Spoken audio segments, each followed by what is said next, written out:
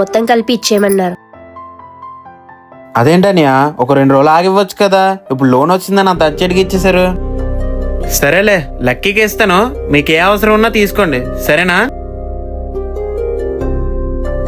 అదేంటి లోన్ రావడానికి టైం పడుతుందో, ఇప్పుడు ఈ డబ్బులు ఎక్కడివి? మొన్న పండగ కొనుక్కున్న చోళీలు ఉన్నాయి కదండి, అవి అమ్మేసి డబ్బులు ఇచ్చేసాను. అవ్వమ్మడు ఏంటి, తమ్ముడు డబ్బులు ఇచ్చాడు కదా, ఆయన ఇప్పుడు అంత అర్జెంట్ గా అమ్మాల్సిన అవసరం వచ్చింది. పిన్ని గారు బాగున్నారా? బాగున్నానమ్మా, నువ్వు బాగున్నావా? ఎందుకు లక్ష్మి అది? తను రూమ్ లో ఉంది, మీరు మాట్లాడుతుండండి, నేను పైన బట్టలు తీసుకొని వచ్చేస్తాను. సరేనమ్మా.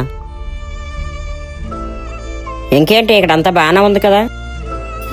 బానే ఉందిలే. ఏమైంది అంత సిరాగ్గా చెప్తున్నావు? ఉన్నారు కదా మా బావగారు, షాప్ రీమోడలింగ్ అని చెప్పి 50,000 తీసుకున్నారు, అందుకే చిరాకంతా. అయ్యో దానికే ఉంది, అలా అన్నయే కదా, ఇచ్చేస్తారులేవే.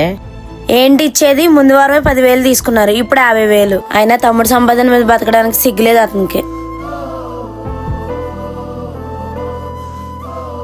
మిమ్మల్ని ఎవరైనా తక్కువగా మాట్లాడితే నేను తట్టుకోలేనండి, అందుకే అవి అమ్మేసి మీ తమ్ముడికి డబ్బులు ఇచ్చేసాను. అలా కాదే, నువ్వు అవి ఎంత ఇష్టంగా కొనుక్కున్నావుగా. నాకు మీకన్నా ఆ బంగారం ఏం ఎక్కువ కాదండి. నీళ్ళని భార్య దొరకడం అదృష్టమే.